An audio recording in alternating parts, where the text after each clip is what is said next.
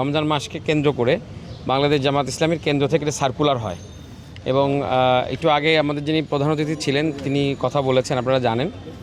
মূলত এটা আমাদের জনশক্তিদেরকে নৈতিকভাবে আরও বেশি উন্নত করার জন্য, নৈতিকভাবে আরও বেশি তাদেরকে এগিয়ে থাকার জন্য মূলত এই পরীক্ষা বা এই সিলেবাস দিয়ে থাকে আর কি, কোরআন পাঠ প্রতিযোগিতা।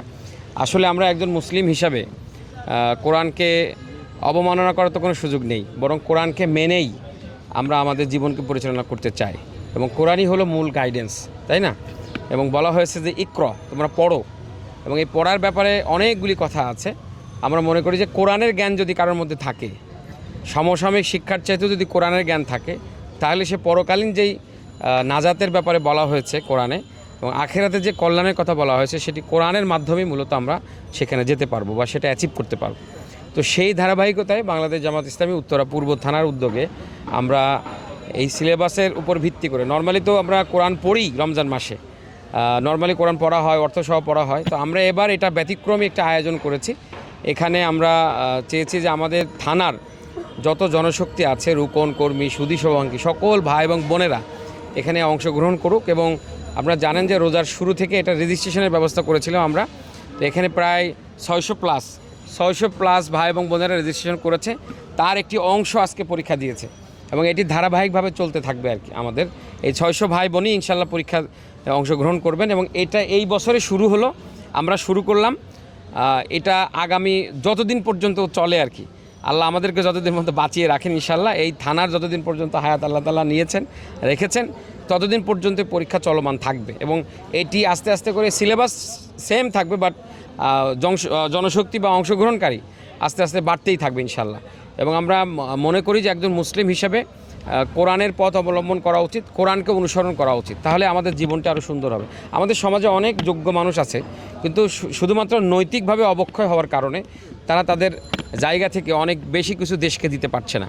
আমরা মনে করছি জামাত ইসলামের একজন কর্মী, একজন রুকন বা একজন জনশক্তি, সে দেশের জন্য যেমনভাবে কাজ করবে, নৈতিকভাবেও যেন সে কখনো তার জন্য অবক্ষয় না হয়। এবং নৈতিকতা না থাকার কারণেই আজকে দুর্নীতিগ্রস্ত দেশ, দুর্নীতি হচ্ছে বা দুর্নীতির মধ্যে জড়িত হচ্ছে, সুদ ঘুষ বেড়েই চলেছে শুধুমাত্র নৈতিকতা না থাকার কারণে। আমরা সেই নৈতিকতা যেন নষ্ট না হয় যে গোটা জাতি থেকে, এবং নৈতিকতা বিবর্জিত কোনো কাজ যেন না হয়, সেটাকে কেন্দ্র করেই সেটাকে আমরা সেজন্য এই সিলেবাস এবং এই পরীক্ষার আমরা ব্যবস্থা করেছি।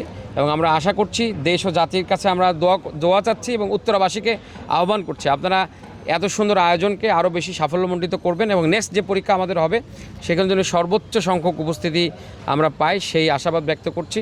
এবং গোটা বাংলাদেশের মানুষের কাছে আমাদের থানার জন্য দোয়া চাচ্ছি, আমাদের জন্য দোয়া চাচ্ছি। আমরা যেন যেই সিলেবাস অনুযায়ী আমরা পরীক্ষা নিচ্ছি, এটি মূলত সূরা দোহা থেকে সূরা নাস পর্যন্ত ছিল। টোটাল 22টি কোরআনের 22টি খুবই গুরুত্বপূর্ণ 22টি সূরার উপর পরীক্ষা হয়েছে এবং নামাজ রোজার হাকিকত বইয়ের উপরে পরীক্ষা হয়েছে। আমাদের এই সিলেবাসটি দেওয়া আছে আমাদের আগে থেকেই। এবং আপনারা জানেন যে আমাদের কিন্তু প্রতি মাসে অধ্যয়ন করতে হয়, কোরআন পড়তে হয়, হাদিস পড়তে হয়, ইসলামী সাহিত্য পড়তে হয়।